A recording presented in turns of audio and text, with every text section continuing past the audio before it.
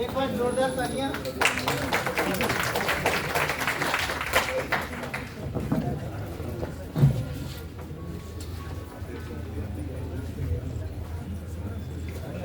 बहुत बहुत धन्यवाद डॉक्टर योगेश जी। आज का ये कार्यक्रम जिसकी अध्यक्षता कर रहे परम आदरणीय श्रद्धेय टी.जी. गोस्वामी जी, आज कार्यक्रम के मुख्य अतिथि महेश द्विवेदी जी, हमारी बड़ी बहन प्रोफेसर उषा सिन्हा साहिबा, नरेंद्र भूषण जी जो आज के मुख्य वक्ता थे और इतना खूबसूरत वक्तव्य उन्होंने यहाँ प्रस्तुत किया। आज नवसृजन संस्था का वरिष्ठ साहित्यकार का सम्मान दिनेश चंद्र अवस्थी जी, युवा रचनाकार का सम्मान आशीष आनंद जी, और हम सबके यादों में बसने वाले डॉक्टर रंगनाथ मिश्रा सत्य जी का स्मृति सम्मान कैलाश प्रसाद त्रिपाठी पुंज जी का समारोह में जिसका अभी उन्होंने सबसे पहले डॉक्टर सुधा मिश्रा जिनका स्वागत अध्यक्ष के रूप में स्वागत वक्तव्य हमने सुना। यहाँ पे दिवेश द्विवेदी, विशाल मिश्र जी, मनु वाजपेयी जी और ये 70वां वार्षिक उत्सव मनाया जा रहा है। समझाया जाता है कि 17 वर्ष पूरे होते हैं जब, तो बिल्कुल जवानी की दहलीज पे आदमी कदम रख देता है। नवसृजन संस्था ने, हालांकि अब तो 15 ही साल में हो जाता है, लेकिन 17 साल पूरे किए, 70वां उनका वार्षिक उत्सव है। और मुझे याद पड़ रहा है कि कम से कम 12, 14, 15 का तो मैं भी साक्षी हूँ। इतने में उनके कार्यक्रमों में मैं रहा हूँ। ये किसी भी संस्था के लिए बहुत गौरव की बात है। इतने साल तक, इतने सालों तक अपनी प्रतिष्ठा के साथ बने रहना और साहित्यकारों को जोड़े रहना, ये क्षति कृति आपके सामने है। इसका प्रकाशन करना और जो उसकी गरिमा डॉक्टर रंगनाथ मिश्रा सत्य के जमाने में थी, उसे उनके न रहने के बावजूद उसे कायम रखना, ये बहुत बड़ी बात है। इसलिए मैं कहता हूं कि डॉक्टर योगेश की जब मैं देखता हूं तो मुझे एक शेर याद आता है कि पैदा न हो जमीन से नया आसमां कोई, पैदा न हो जमीन से नया आसमां कोई, दिल कांपता है आपकी रफ्तार देख के। आपने इस शहर में, शहर लखनऊ है और लखनऊ में साहित्य के चिराग को जलाना कोई आसान बात नहीं है। लखनऊ के साहित्यकारों को, लखनऊ के अलावा जिस शहर में चले जाइए, वहाँ के साहित्यकारों में और लखनऊ के साहित्यकारों में बड़ा फर्क है। यह एक अपना अलग किस्म का खुमार है कि वो लखनऊ का है, लखनवी है, उसका साहित्य भी अलग है, उसके साहित्य की जो गरिमा है वो वाकई है। उन सबको जोड़ना और इतने दिनों तक जोड़ के रखना, ये बहुत बड़ी बात है। शायद कहता है कि बुलंदियों पे पहुंचना तो कोई कमाल नहीं, बुलंदियों पे ठहरना कमाल होता है। आप इतने दिन तक ठहरे हैं, इसके लिए बधाई के पात्र हैं आप। आज का ये जो मजमुआ है डॉक्टर योगेश, मंजू सक्सेना और द्विवेदी दिवेश की मेहनतों का सबरा मुझे दिखाई दे रहा है। शायर कहता है ये जो किताब है ये असल में पूरी इश्क की किताब मुझे नजर आ रही है। इसका मुख्य पृष्ठ ही आप देखें, ये पृष्ठ ही बता रहा है कि श्रृंगार का पूरा जो है ये मजमुआ है। मैं तो सिर्फ इतना कह रहा हूं कि लहजे में शायरी के गजल की जबान में, लहजे में शायरी के गजल की जबान में तुमने इश्क घोल दिया मेरे कान में। ये खूबसूरत मजमुआ जो इश्क का मजमुआ है। आगे है कि आएगा गुफ्तगू का सलीका तो कम से कम, मंजू जी आएगा गुफ्तगू का सलीका तो कम से कम, शायर बहुत जरूरी है एक खानदान में।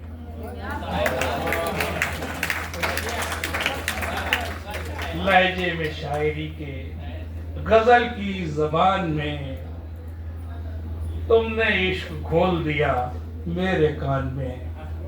आएगा गुफ्तगू का सलीका तो कम से कम, शायर बहुत जरूरी है एक खानदान में। ये शायर जो आपने 57 जमा किए हैं, ये बहुत मुश्किल काम कर दिया आपने। 70 ये तो नरेंद्र भूषण है जिन्होंने पता नहीं कितने बुजुर्गों के जवानी के शेर यहाँ पढ़ दिए, वरना 57 शायरों के ऊपर जो है वो कुछ बोलना बहुत मुश्किल काम है। लेकिन अभी जब मंजू सक्सेना जी इस किताब के बारे में बोल रही थी, मैं आंखें बंद किए बैठा सोच रहा था कि मुझे करना क्या है इसमें। उन्होंने बहुत ही यानी मुझको इसमें एक मंत्र दिया। उन्होंने मुझे ये बता दिया कि जो हमने किया है वही आप कीजिए। इन्होंने क्या किया है, इन्होंने एक लिस्ट इसमें छापी है। वो लिस्ट वो छापी कि जिसमें शीर्षक से जिन्होंने कविताएं कही हैं, यानी 14 वो लोग हैं और एक ये जो हमारे सामने डॉक्टर योगेश बैठे, इनको मिला के 15 लोग हैं जिन्होंने शीर्षक पे कविताएं लिखी है। तो मैंने जल्दी जल्दी इसके पेज मोड़ लिए। मैंने कहा मुझे यही करना है कि जिन लोगों ने शीर्षक पे कहा है, और उसके 2 फायदे हैं। एक तो शीर्षक पे कविताएं हैं, आप ये समझ सकेंगे कि शायर एक शीर्षक पे कहाँ तक सोच सकता है, ये हमें देखने को मिल जाएगा। दूसरा, शुरू से लेके और आखिर तक मुझे पूरी किताब जो है वो आप तक पेश करने का मौका मिल जाएगा और संक्षिप्त भी होगा, क्योंकि मैं साहित्य का विद्यार्थी हूँ, मुझे संक्षिप्त के मतलब भी मालूम है। तो इसलिए ये पहला प्रश्न से मैं शुरू करूंगा और 300 पेज तक चला जाऊंगा। पूरी किताब, यानी मैंने पूरी किताब पे काम कर दिया और शीर्षक से मैं बात करूंगा।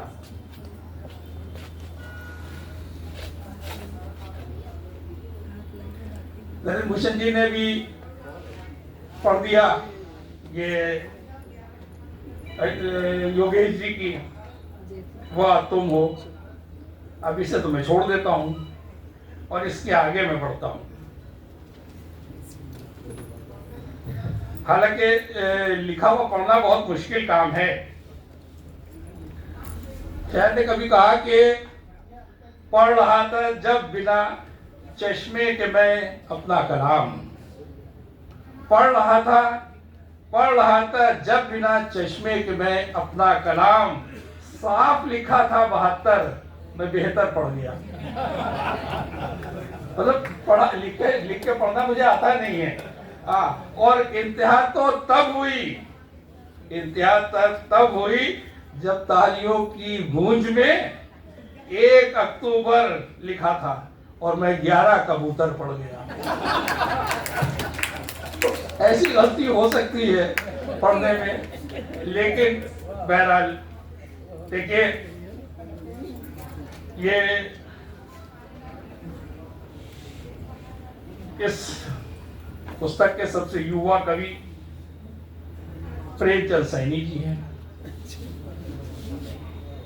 ये वैसे तो वकील है, वे LLB और सेवानिवृत्त हैं, सरकारी समिति में कहीं काम करते थे। और देखिए साहब, शायरी देखिए कि वाह तुम हो, वो तुम हो गीत संगीत की तुम्हारी स्मृति का संसार, झूमर बजे झनन कंगन हो, रूप सी पायल की झनकार, सुहागिन तरुणाई सिंगार, प्रेम भाव का अंतस भूले, भूले सब साथ मोहब्बत के, गांव नगर में फैल गए हैं मनुष्य दुराचारी दहशत के, नयन अब देख रहे लाचार, नयन अब देख रहे लाचार। इसी तरह दूसरे हैं, अब जो हमारे अध्यक्ष हैं, अभी उनको कहा गया है कि बहुत ही युवा है भी, हम लोग युवा समझते भी हैं, युवा है। अब वो चूंकि अध्यक्षता कर रहे हैं, इन्होंने वाह तुम हो तो नहीं लिखा, लेकिन शायरी की देखिए आप, वो हुस्न की झलकियां भी हमेशा मोह लेती, वो हुस्न की झलकियां भी हमेशा मोह लेती, हुस्न मोहती झलक से कभी अलग ना होती।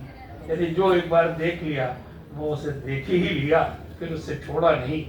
और दूसरा देखिए कि कितना अपना है जानना सरल हुआ, कितना अपना है जानना सरल हुआ, इतना अपना है कि कभी अलग ना हुआ, इतना अपना है कि कभी अलग ना हुआ।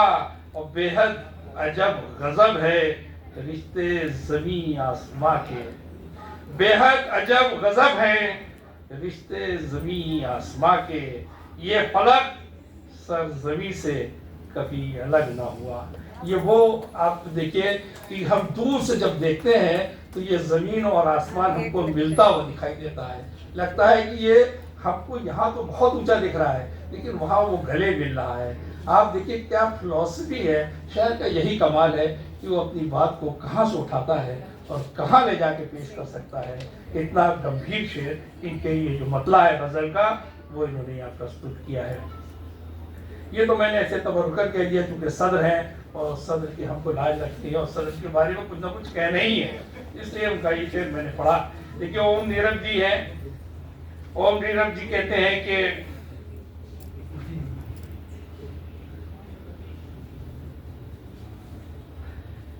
हृदय ने कर लिया स्वीकार जिसका प्यार वो तुम हो, हृदय ने कर लिया स्वीकार जिसका प्यार वह तुम हो, और दिखा जिसमें सुहाना सा सकल संसार वह तुम हो।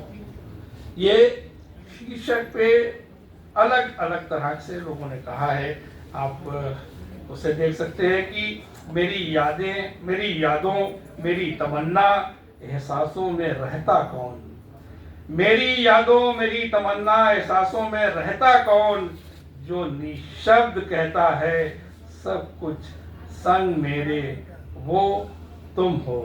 अब ये देखिए, ये वाह लिख सकते थे, लेकिन वह लिखते तो ये जो पैरामीटर से ये उतर जाती।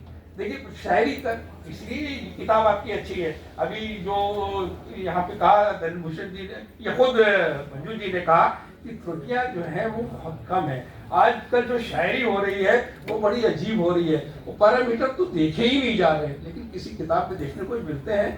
तो जो दावा किया है, यानी जो इसकी संपादिका है, वो मुझे साफ दिखा कि उसने वो नहीं लिखा, वो लिखा।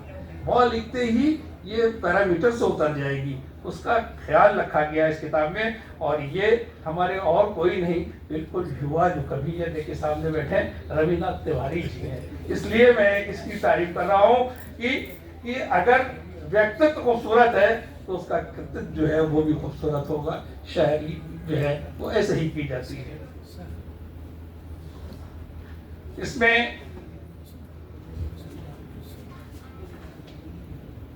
एक और देखिए कवि, जिसकी श्रद्धा से हर साधक पाता है सम्मान, जिसकी श्रद्धा से हर साधक पाता है सम्मान, शारदे वो तुम हो, भारती वो तुम हो, जिसकी करुणा से कवियों का होता है कल्याण, शारदे वो तुम हो, भारती वो तुम हो।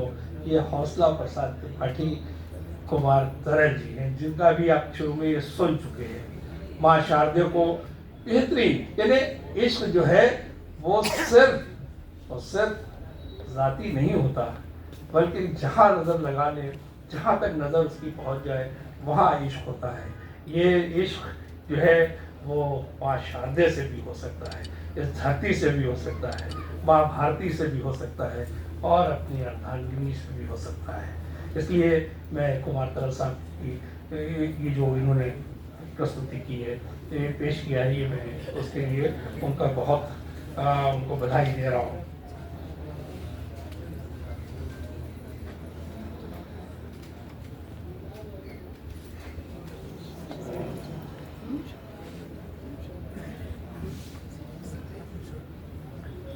ये हमारे बहुत पहचान के तो इसमें 57 कवि हैं, सभी से मेरे ताल्लुकात हैं। ये मेरे लिए और बड़ी समस्या थी, किसे पकड़े हो किसे छोड़े। ये रमाशंकर सिंह भी हैं। देखिए, कहते हैं कि वो तुम हो जिसके छूने से कली कली खिल जाती है।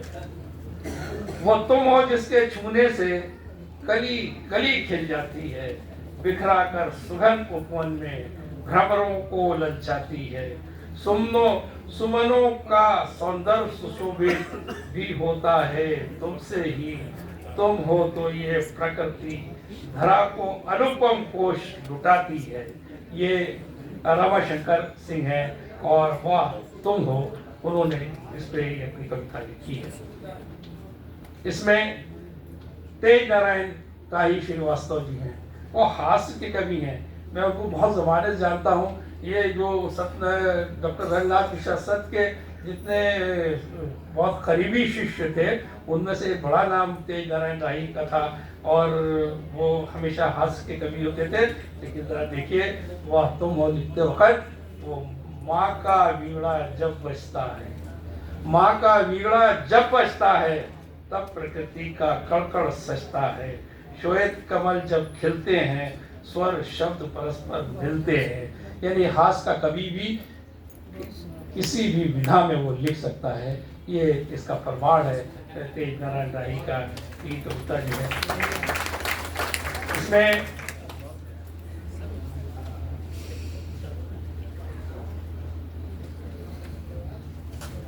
इसमें राम प्रकाश शुक्ल जी हैं।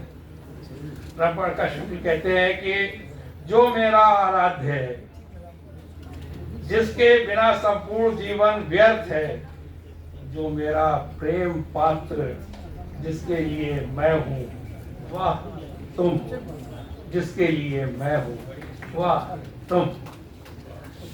राम प्रकाश शुक्ल जी, अच्छी कविता उन्होंने की, मैं उनको बधाई दे रहा हूँ।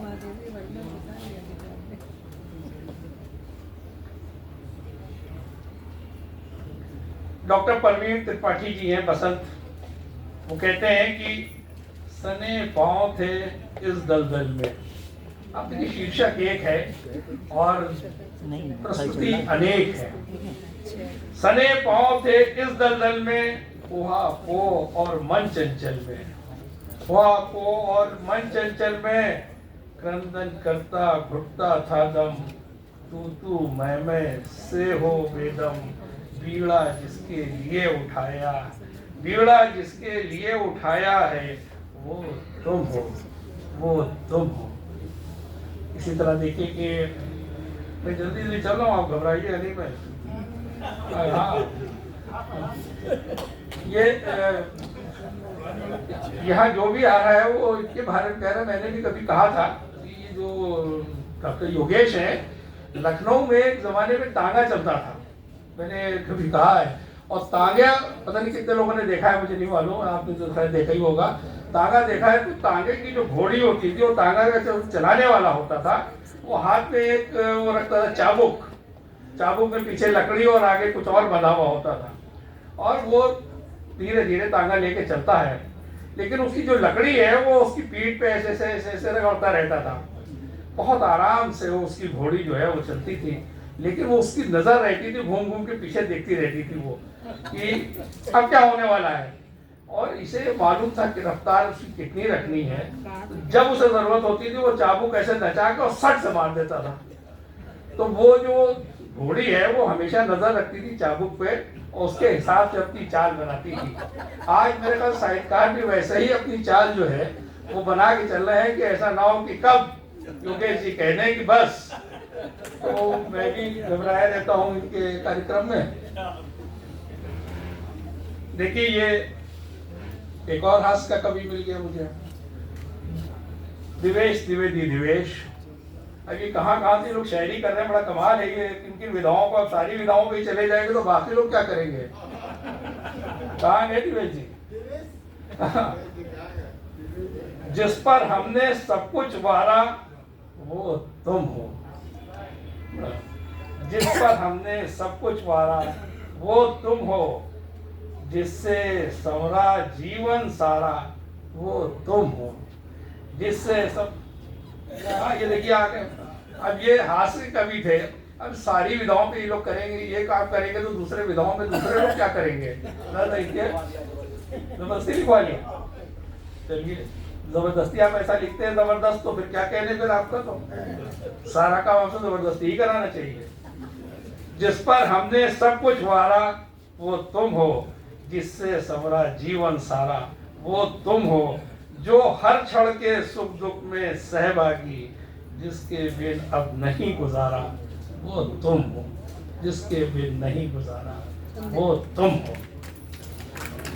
ये मैं इसलिए कह रहा हूँ कि आज का कभी भी जो कलम उठाता है तो फिर तो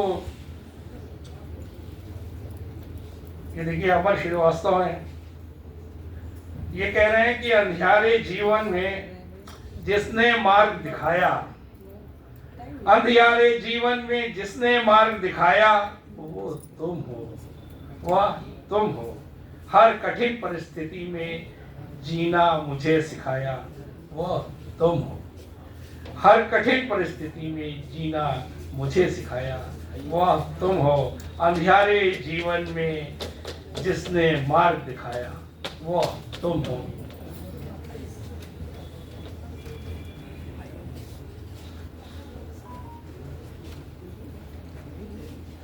अभी आपने एक और सुना वीर रस के कवि को, वीर रस का कवि जरा देखिए, इश्क मोहब्बत देखी उनकी कि इस चंचल मन का धीर तो भी अभी पढ़ के चले गए वो। अब मैं सोच रहा हूँ कि ये किस विधा से आपकी पहचान है और क्या क्या शायरी, अगर श्रृंगार की ऐसी शायरी करेंगे तो श्रृंगार वाले ये श्वेता जी क्या करेंगी, समझे। श्वेता शुक्ला खुद श्रृंगार की बहुत अच्छी कवित्री है, यहाँ बैठी है। अब देखिए कि इस चंचल मन का धीर तुम्ही, अखियों में बहता नीर तुम्ही, जो पल पल मुझको दस्ती है वो दिल में पहली पीर तुम्ही, अंदरों का मधुरिम गान तुम्ही, मेरे गीतों की शान तुम्ही, मैं तुम बिन एक खिलौना सा, मैं तुम बिन एक खिलौना सा, तुम्ही धड़कन हो जान तुम्ही। आप देखिए शायरी कितने, एक विषय पे कितने लोगों ने अलग अलग अंदाज से अपनी प्रस्तुति की है। आप सब युवाओं को सुन रहे थे, एक युवा को और सुनिए, ये है रत्ना बापली जी। मैं जब से सत्य जी के सानिध्य में आया हूँ तब से रत्ना जी को देख रहा हूँ, और ना इनकी उम्र बढ़ रही है ना घट रही है। जब मैंने पहले देखा था तब भी इतनी बड़ी थी और आज भी इतनी बड़ी है। अब शायरी देखिए कि कभी कभी ऐसा भी होता, कभी कभी ऐसा भी तो होता है, मन का संयम विफर सा जाता है, ना जाने किस अनकही बात पर जुबां कुछ कड़वे शब्द कह जाता है, चाहता है दिल कहना कुछ और पर जुबां कुछ और कह जाता है, ना चाहते हुए भी अलग घर में कभी कभी लग ही जाता है, कभी कभी लग ही जाता है।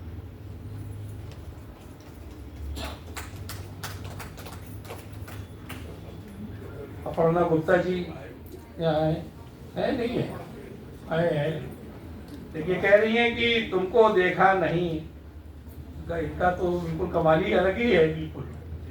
तुमको देखा नहीं है मैंने, बस कथाओं में पढ़ा है, तुमको देखा नहीं है मैंने, बस कथाओं में पढ़ा है, चित्त में अपने कब से बस तुम्हारा चित्र गढ़ा है, चित्त में अपने कब से बस तुम्हारा चित्र गढ़ा है, स्वप्न में तुमको निहारा, रास्ता जी भर कर बुहारा, सारी दुनिया भूल कर उम्र भर तुमको पुकारा, सीने में तब से बस एक ही दुख पड़ा है, धूल का एक कण सा जैसे स्पर्श से तुम्हारे चरण के, आज देखो केवट भी कितना बड़ा है, रामायण के पटल पर स्तंभ सा खड़ा है, कब से राह देखती राह में पड़ी थी, वंशीला बस रास्ते में अड़ी थी, पहलिया छूकर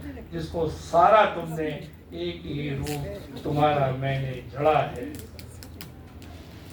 अब देखेंगे ये विषय की अंतिम कवित्री है और 300 पेज तक मैं पहुंच गया। देखिए, ये योगेश जी नहीं कह सकते कि आपने पूरी किताब नहीं देखी, लिहाजा देखिए, ये सविता श्रीवास्तव जी हैं, सविता श्रीवास्तव आसमा जी, वो कहते हैं वही तुम हो, मेरे दिल में तलाशा है जो राज़े दिल वही तुम हो, मेरे दिल में तलाशा है जो राज़े दिल वही तुम हो, है राज़े जिंदगी की मेरी मंजिल वही तुम हो, मेरे ख्वाबों के आंगन में न उतरा है कभी कोई, चमकती जिसके दम से पर ये शब्द झिल मिलाती वही तुम हो, वही तुम हो, मेरे दिल में तलाशा है जो राज़े दिल वही तुम हो। आपने देखी कि इस जो साझा संग्रह छापा गया है, ये इसमें शीर्षक के साथ इतनी कविताएं हैं, यानी इतनी खूबसूरत, और सबने तारीफ की है इसकी, यानी अगर कोई मुखवक्ता तारीफ कर दे तो वो सबकी तारीफ मानी जाती है। तो मैं भी इसकी तारीफ इसलिए कर रहा हूँ, ये बहुत ही परिश्रम के साथ प्रस्तुत की गई है, यानी किताब में त्रुटियाँ नहीं है। मैं अक्सर कहता हूँ कि किताब देख के बहुत खुशी होती है, वो पढ़ के बहुत दुख होता है, वो इसलिए कि जब देखते हैं तो उसमें त्रुटियाँ इतनी होती हैं कि, लेकिन कमाल है आजकल जो किताबें आ रही हैं, मैंने पिछले 31 तारीख में 2 किताबें अभी देखी, और वो उसमें तो उर्दू और हिंदी का इतना मिला जुला संगम था शिवा गोस्वामी जी की, और मैं ये देख रहा हूँ, ये इधर जितनी किताबें मैंने देखी है, ये बहुत बड़ा बदलाव आया है कि साहित्य में जो साहित्य की प्रस्तुति हो रही है, ये मुझे लगता है बार बार कहे जाने की वजह से ये बदलाव आया है कि किताबों में त्रुटियां नहीं हो रही हैं, यानी जो शायरी हो रही है, शायरी अपने फंडामेंटल से भी नहीं हो रही है, शब्दावली में भी कहीं नहीं हो रहा है, करेक्शन भी बहुत कम मुझे नजर आ रहे हैं, ये बड़ा कमाल है। यानी आपकी जो साहित्य की संगोष्ठियाँ आपकी हो रही हैं, उसमें ये बदलाव है। ये लखनऊ में आपके माध्यम से जो नवसृजन की हो रही हैं, ये और तमाम प्लेटफॉर्मों पे हो रही हैं, और वहाँ मुझे लगता है कि इसका बहुत ध्यान रखा जाता है। हालांकि विशेष तौर पे उर्दू ज़बान में तो उर्दू की जो नशिस्तें होती हैं, वहाँ तो पढ़ नहीं सकते कोई ऐसा शेर जो आपका काफ़ी और अदीब हो या उसके जो फंडामेंटल है वहाँ से उतर जाए, वो पढ़ के चला जाए। अगर आज इस पर मेहनत हो रही है तो ये स्वागत योग्य कदम है, और उसी का ये मुझे परिणाम दिखाई दे रहा है कि जो शायरी में तब्दीली आई है, उसमें विचारों में वो विषय चुने जा रहे हैं, वो विषय भी जो है वो कमाल के हैं। ये मुफ्रस से लेकर और अंतिम तक इसमें जो कुछ प्रस्तुति की गई है वो बधाई के पात्र हैं। मैं सबको दिल की गहराइयों से बधाई दे रहा हूँ। जिनके ये अभी साझा संग्रह जो है उसके क्या महत्व है, उस पर चूँकि नरेंद्र भूषण जी कह चुके हैं, उसके महत्व को जो है वो नकारा नहीं जा सकता।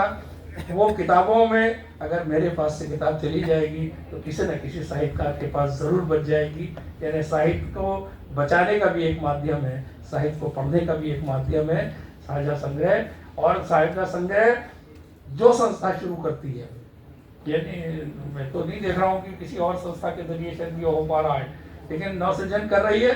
ये बहुत परिश्रम का काम है, ये आसान काम नहीं है। ये कार्यक्रम करना ही अपने आप में बहुत परिश्रम का काम है, और ऐसा बिल्कुल अनुशासित बंधा हुआ कार्यक्रम करना, 57 लोगों को सम्मान देना, 57 लोगों की कृतियों के हवाले करना, 57 लोगों को बुला के और सबकी मौजूदगी में और वो उनका फोटो कराना और उसका जो लोकार्पण हो रही किताबें उनके हाथ में उनके चित्र बनवाना, ये कोई आसान काम नहीं है। ये बहुत बड़ा काम किया है। एक बार फिर दिल की गहराइयों से आपको और आपकी संस्था को और आपके जितने साथी इसमें लगे हैं, मैं उन सब का दिल की गहराइयों से उनको बधाई दे रहा हूँ। मैं संजनी प्रकाशन का भी जो है बहुत आभारी हूँ। ये पुस्तक जो मैंने देखी है उसमें उनका भी इसको सुंदर बनाने में एक अच्छा योगदान है। आजकल साहित्य लिखा तो जा रहा है, लेकिन साहित्य को साहित्य के पटल तक पहुंचाने के लिए बहुत अच्छी प्रकाशक की ज़रूरत होती है, जिसकी बहुत कमी थी। मुझे लगता है कि संजनी ने इस बार उस तक हम लोग पहुँचे हैं, तो ये एक अच्छा काम किया है। मेरी भी नई मुलाकात हुई और मेरी मुलाकात हुई और मैंने उनको 12-13 किताबें दे दी। अब उसका हासिल क्या करेंगे मुझे नहीं पता, लेकिन आज एक किताब तो उन्होंने मुझे दी है, वो अच्छी लग रही थी देखने में। वो यहाँ बैठे पीछे मुस्कुरा रहे हैं, पता नहीं वो क्या करने वाले, मुझे पता नहीं है। अब इन्होंने कहा तारीफ की थी तो मैंने इकट्ठा उठा के किताबें दे दी। अब आज किताब एक हमारी आई है और बहुत जल्दी वो लोकार्पित होगी। उसमें आपकी सहभागिता और आपकी मौजूदगी हमारे लिए बहुत ही सम्मानीय होगी कि आप आएंगे तो अच्छा लगेगा। मैं फिर दिल की गहराइयों से आपको बधाई दे रहा हूँ कि एक अच्छा साझा प्रकाशन साहित्य को आपने दिया है। मैं नवसर्जन संस्था का, विशेष तौर पर डॉक्टर योगेश का, मंजू सक्सेना जी का, देवेश द्विवेदी का और तमाम साथियों ने जिसमें इसमें मेहनत की है, उन सबका बहुत आभार कर रहा हूँ और धन्यवाद कर रहा हूँ कि उन्होंने मुझे एक अच्छा ग्रंथ दिया। बहुत आभार सर।